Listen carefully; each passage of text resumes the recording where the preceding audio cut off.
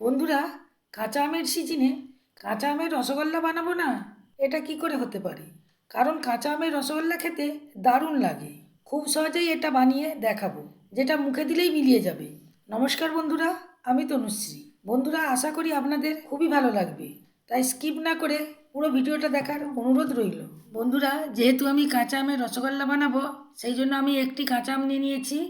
রসগোল্লা বানানোর জন্য খুব বেশি আমের প্রয়োজন নেই, একটা মাঝারি সাইজের আম নিলেই রসগোল্লা বানানো হয়ে যাবে। আমি আমটাকে প্রথমে ধুয়ে মুছে নিয়েছিলাম, এখন আমটাকে আমি ছাড়িয়ে নিচ্ছি। দেখুন, আমটাকে খুব সুন্দরভাবে ছাড়িয়ে নিয়েছি। দেখুন, আমটাকে আমি এখন কেটে নিচ্ছি।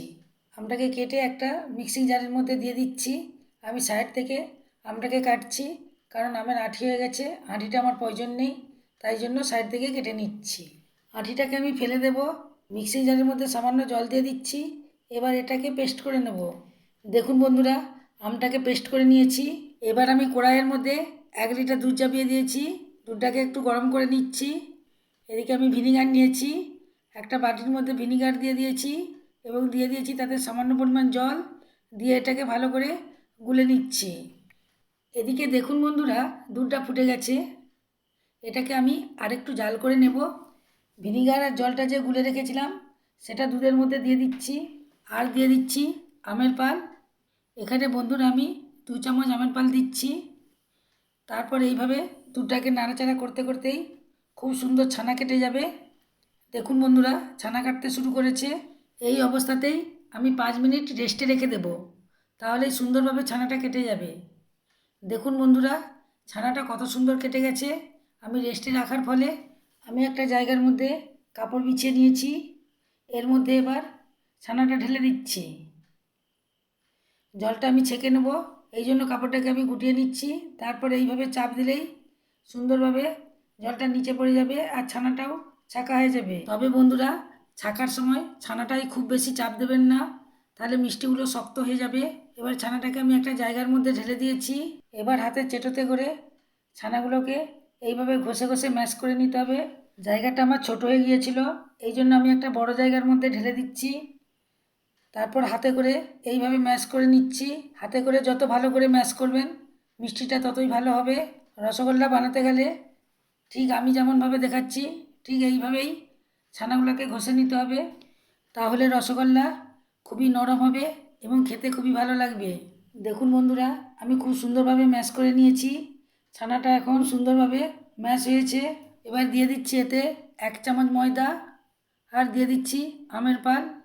এখানে আমি 3 চামচ আমের পাল দিচ্ছি। বন্ধুরা, ছানার পরিমাণ অনুযায়ী আমের পালটা বাড়াতে কমাতে হবে। এটাকে আমি ভালোভাবে মাখিয়ে নিচ্ছি। যেহেতু আমি কাঁচা আমের রসগোল্লা বানাচ্ছি, সেই জন্য কাঁচা আমের রং আনার জন্য এখানে সবুজ ফুড কালার দিচ্ছি। এবার ফুড কালারের সাথে ছানাটাকে ভালোভাবে মাখিয়ে নিচ্ছি। আপনারা ফুড কালার নাও দিতে পারেন, শুধুমাত্র কালার আনার জন্যই আমি ফুড কালারটা এখানে ব্যবহার করেছি। দেখুন, ডোটার খুব সুন্দর একটা কালার চলে এসেছে। এখন আমি ছোট ছোট লেচি কেটে নিচ্ছি, কারণ মিষ্টিগুলো রসে ডুবে থাকলে বড় হয়ে যাবে, তাই এখানে বেশি বড় করছি না। এবার লেচিটাকে আমি গোল করে নিচ্ছি। একটা গোল হয়ে গেছে, আমি আরেকটা গোল করে নিচ্ছি। এইভাবে আমি সবগুলোকেই গোল গোল করে নিয়েছি। বন্ধুরা, এবার আমি শিরাটা তৈরি করব, এই জন্য এখানে চিনি দিয়ে দিচ্ছি। এখানে আমি 2 বাটি চিনি দিয়েছি। 2 বাটি চিনির জন্য আমার 3 বাটি জল লাগবে। এখানে আমি 3 বাটি জল দিয়ে দিয়েছি। এবার মুখ ফাটিয়ে 2টো এলাচ দিয়েছি। চিনিটা গলে যাওয়া পর্যন্ত অপেক্ষা করব। দেখুন, এখানে চিনিটা খুব সুন্দরভাবে গলে গেছে। এবার দিয়ে দিচ্ছি আমের পাল। এখানে আমি 1 হাতা আমের পাল দিয়েছি। যেহেতু মিষ্টিটা আমি আমের রসগোল্লা বানাবো, তাই জন্য এখানে আমের পালটা দিয়েছি। আমের পালটাকে আমি ফুটিয়ে নিয়েছি। এবার আমি তৈরি করা ছানার রসগোল্লাগুলোকে মিষ্টির রসের মধ্যে ছেড়ে দিচ্ছি।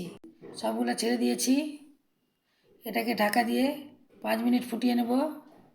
5 মিনিট পর ঢাকাটা খুলে নিয়েছি। দেখতেই পাচ্ছেন বন্ধুরা, আগের থেকে মিষ্টিগুলো কত বড় হয়ে গেছে।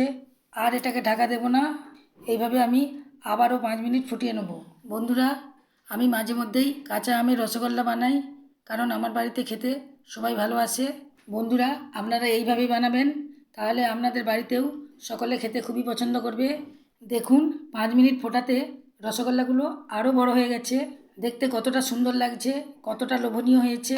বন্ধুরা, কাঁচা আমের সিজনে আপনারা অবশ্যই কাঁচা আমের রসগোল্লা বানাবেন, খেতে দারুণ লাগবে।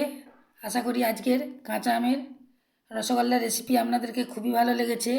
তাহলে লাইক করে দেবেন। দেখুন মিষ্টিটা কতটা নরম হয়েছে, মুখে দিলেই মিলিয়ে যাবে।